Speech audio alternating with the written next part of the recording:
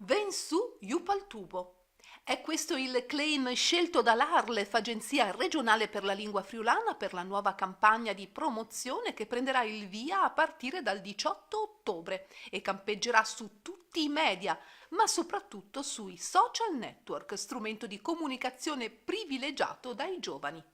L'iniziativa è stata presentata dall'Arlef il 17 ottobre nel corso di una conferenza stampa ospitata dalla sede udinese della Regione Autonoma Friuli Venezia Giulia, alla quale sono intervenuti l'assessore regionale alle autonomie locali Pierpaolo Roberti in videoconferenza, il presidente dell'agenzia Eros Cisilino e il direttore dell'Arlef William Cisilino. Erano presenti Keidi Udin, alias Mattia Cantarutti, e Federico Job, due dei giovani protagonisti della campagna, in rappresentanza dei ragazzi e delle ragazze di Iupaltubo.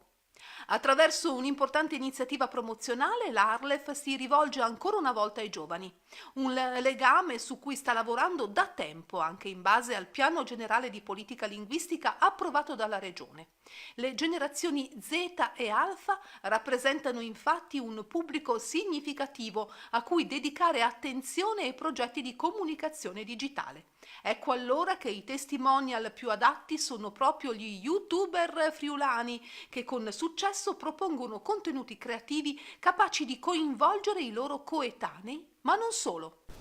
Campagna promozionale 2004, momento importante per divulgare quelle che sono le basi fondamentali del friulano e farle riconoscere e apprezzare soprattutto alle nuove generazioni. Non che le generazioni magari di qualche anno in più non le possano apprezzare, ma noi abbiamo bisogno di trovare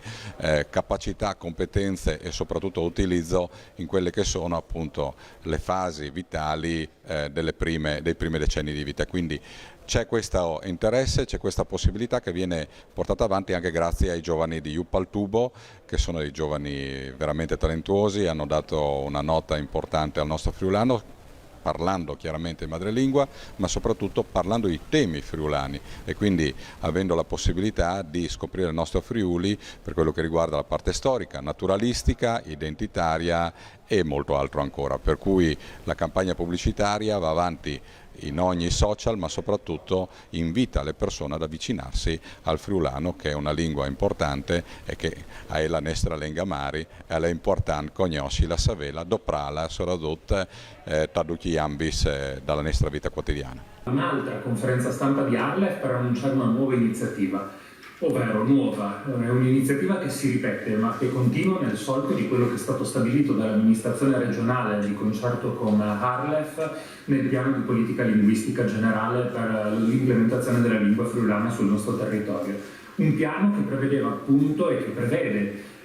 lo sviluppo di comunicazione attraverso i nuovi mezzi digitali, ed in particolare sui social network. Questo lo facciamo per molti motivi. Il primo dei quali sicuramente per riuscire ad agganciarci alle nuove generazioni, a parlare con le nuove generazioni sugli strumenti che quotidianamente utilizzano, ma questo ci dà anche la possibilità di raggiungere un ulteriore obiettivo, che è quello di poter parlare ai nostri friulani sparsi nel mondo, dei vari fogolarsi in giro per i diversi continenti. Quindi un'iniziativa di successo che abbiamo già sperimentato negli anni passati, ma che ha avuto un successo appunto eccezionale e che quindi è bene ripetere.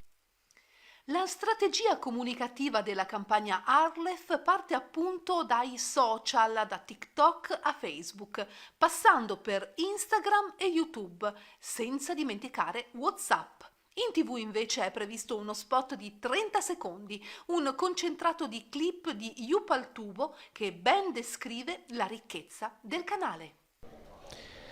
L'obiettivo della campagna è duplice, da un lato consolidare